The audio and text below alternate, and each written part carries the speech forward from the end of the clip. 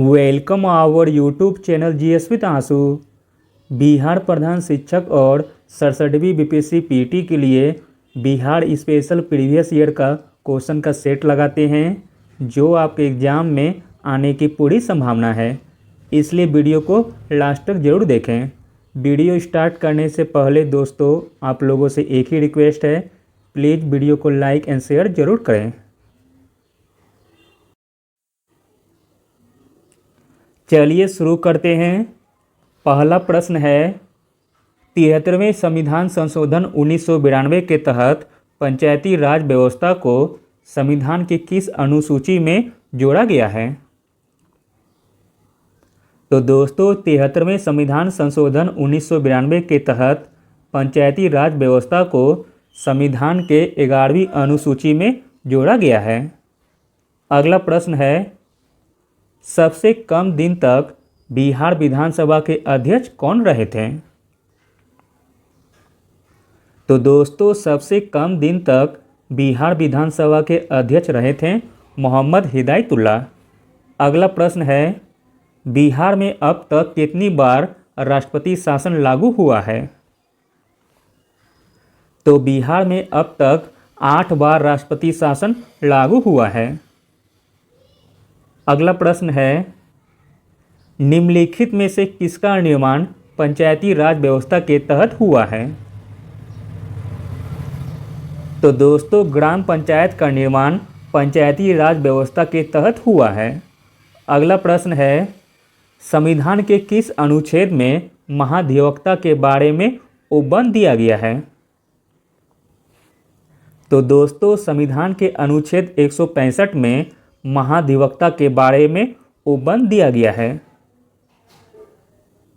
अगला प्रश्न है, बिहार में कितने प्रखंड हैं? तो दोस्तों बिहार में 534 प्रखंड हैं। अगला प्रश्न है, बिहार में पंचायती राज को कब कानूनी दर्जा प्राप्त हुआ? तो दोस्तों बिहार में पंचायती राज को कानूनी दर्जा प्राप्त हुआ 17 फरवरी 1962 को। अगला प्रश्न है, संविधान में पंचायत एवं नगर पालिका का वर्णन किन किन अनुसूचियों में है? तो दोस्तों संविधान में पंचायत एवं नगर पालिका का वर्णन है 11वीं अनुसूची तथा 12वीं अनुसूची में। अगला प्रश्न है, ग्राम पंचायत में सदस्यता हेतु न्यूनतम उम्र सीमा कितनी होनी चाहिए? तो दोस्तों ग्राम पंचायत में सदस्यता हेतु न्यूनतम उम्र सीमा होनी चाहिए 21 वर्ष। अगला प्रश्न है, बिहार में ग्राम कचहरियों एवं पंचायत समितियों की कितनी कितनी सीटें हैं? तो दोस्तों इसका आंसर हो जाएगा ऑप्शन नंबर डी, इनमें से कोई नहीं। आपको इसका आंसर कमेंट में बताना है। अगला प्रश्न है, बिहार में नगर निगम एवं नगर परिषद तथा नगर पंचायत की सीटें कितनी हैं? तो दोस्तों बिहार में नगर निगम की सीटें हैं 19, नगर परिषद की सीटें हैं 89 तथा नगर पंचायत की सीटें हैं 155।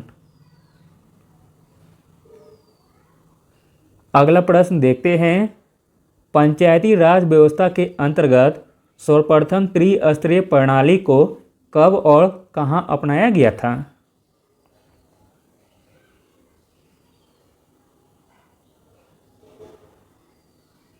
तो दोस्तों पंचायती राज व्यवस्था के अंतर्गत सर्वप्रथम त्रिस्तरीय प्रणाली को 1959 में राजस्थान में अपनाया गया था, जो कि ऑप्शन नहीं दिया गया है।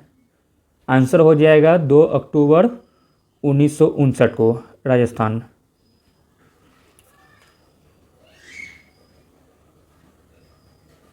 अगला प्रश्न है, वर्तमान में बिहार में कितना जिला परिषद है? तो दोस्तों वर्तमान में 38 जिला परिषद है। अगला प्रश्न है, राज्य प्रशासन की सबसे छोटी इकाई क्या होती है? तो दोस्तों राज्य प्रशासन की सबसे छोटी इकाई होती है ग्राम पंचायत। अगला प्रश्न है, पटना नगर निगम की स्थापना कब हुई तथा इसमें वार्डों की संख्या कितनी है? तो दोस्तों पटना नगर निगम की स्थापना 1952 में हुई थी और इसमें वार्डों की संख्या है 75। अगला प्रश्न देखते हैं, त्रिस्तरीय पंचायती राज व्यवस्था का जन्मदाता कौन है? तो दोस्तों त्रिस्तरीय पंचायती राज व्यवस्था का जन्मदाता है बलवंत राय मेहता समिति। अगला प्रश्न है, पंचायती राज प्रणाली से संबंधित अनुच्छेदों की संख्या कौन सी है?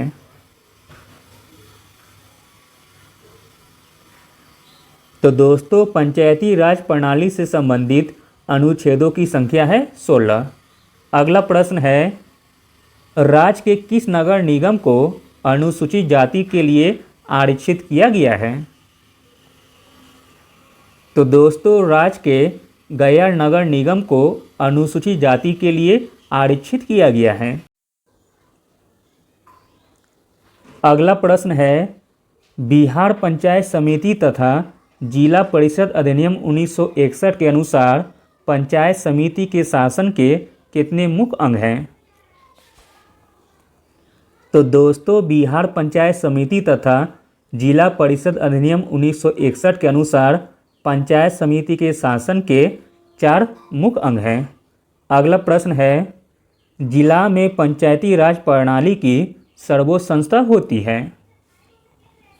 तो दोस्तों जिले में पंचायती राज प्रणाली की सर्वोच्च संस्था होती है जिला परिषद। अगला प्रश्न है, बिहार के प्रथम मुख्यमंत्री कौन थे? और यह क्वेश्चन बिहार हेडमास्टर के एग्जाम में पूछा गया है और मैंने भी कराया था। तो दोस्तों बिहार के प्रथम मुख्यमंत्री थे श्री कृष्ण सिंह। अगला प्रश्न है, किसी राज्य का राज्यपाल नियुक्त किया जाता है? तो दोस्तों किसी राज्य का राज्यपाल नियुक्त किया जाता है राष्ट्रपति के द्वारा। अगला प्रश्न है, राज्य सरकारों को संवैधानिक प्रमुख कौन होता है?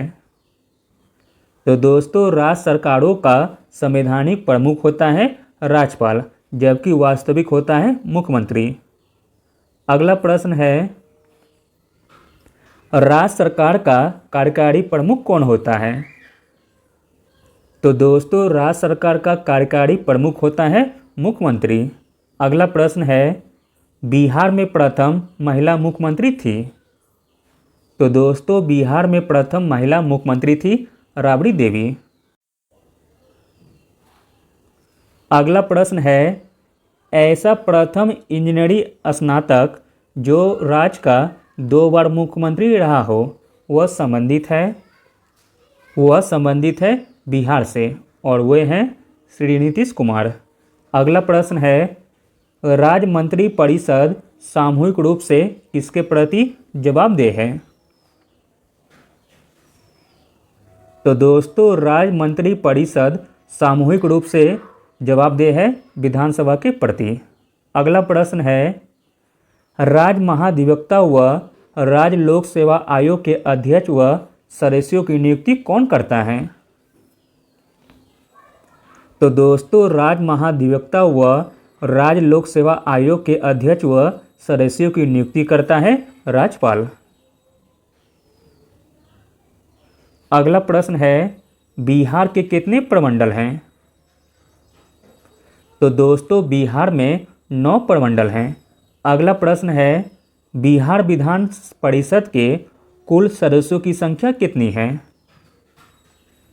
तो दोस्तों बिहार विधान परिषद के कुल सदस्यों की संख्या है 75। अगला प्रश्न है, भारत में राज्य विधान पालिकाओं का उच्च सदन कौन सा है? तो दोस्तों भारत में राज्य विधान पालिकाओं का उच्च सदन है विधान पालिका परिषद। अगला प्रश्न है, यदि किसी राज्य की विधानसभा का अध्यक्ष पद त्यागना चाहे तो उसे अपना त्यागपत्र देना चाहिए? तो दोस्तों उसे अपना त्यागपत्र देना चाहिए उपाध्यक्ष को। अगला प्रश्न है, भारतीय संविधान के निम्नांकित अनुच्छेदों में से कौन राज्य की विधानसभाओं के निर्वाचन का प्रावधान प्रस्तुत करता है? तो दोस्तों वह अनुच्छेद है अनुच्छेद 170। अगला प्रश्न है बिहार में अनुमंडलों की संख्या कितनी है? तो दोस्तों बिहार में अनुमंडलों की संख्या है 101। अगला प्रश्न है बिहार का मुख्यमंत्री निम्नलिखित में से कौन नहीं रहा है? तो दोस्तों बिहार का मुख्यमंत्री नहीं रहा है वह है रामविलास पासवान, जबकि नीतीश कुमार, राबड़ी देवी तथा कर्पूरी ठाकुर यह तीनों बिहार के मुख्यमंत्री रहे हैं। अगला प्रश्न है निम्न में से किस राज्य में विधानमंडल का ऊपरी सदन या विधान परिषद नहीं है? तो दोस्तों विधान परिषद नहीं है पश्चिम बंगाल में, जबकि महाराष्ट्र, उत्तर प्रदेश तथा बिहार यह तीनों में विधान परिषद है। अगला प्रश्न है भारत के किस राज्य में द्विसदनीय व्यवस्थापिका है? तो दोस्तों द्विसदनीय व्यवस्थापिका है अपना प्यारा बिहार में।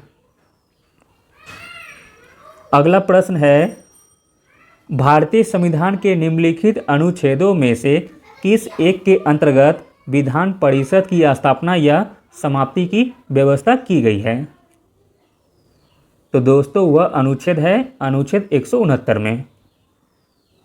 विधान परिषद की स्थापना या समाप्ति की व्यवस्था की गई है अनुच्छेद 169 में। अगला प्रश्न है बिहार का कौन सा मुख्यमंत्री 3 बार मुख्यमंत्री पद पर आसीन हुआ है? तो दोस्तों बिहार का वह मुख्यमंत्री है भोला पासवान, जो 3 बार मुख्यमंत्री पद पर आसीन हुआ है।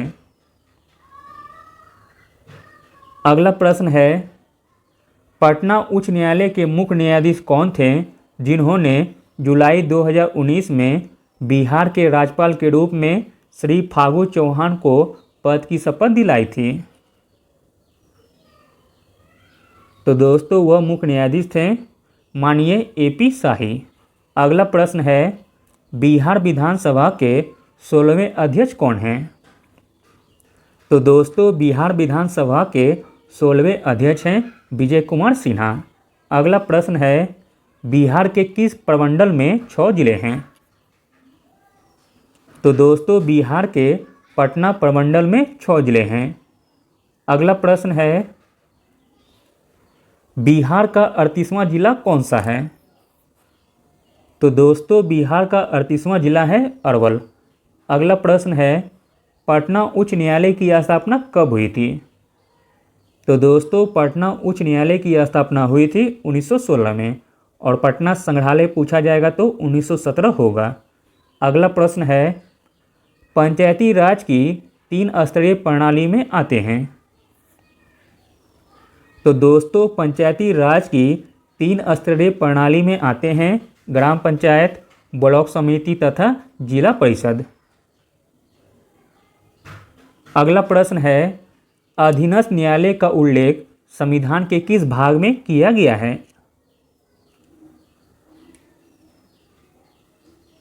तो दोस्तों अधीनस्थ न्यायालय का उल्लेख संविधान के भाग 4 में किया गया है।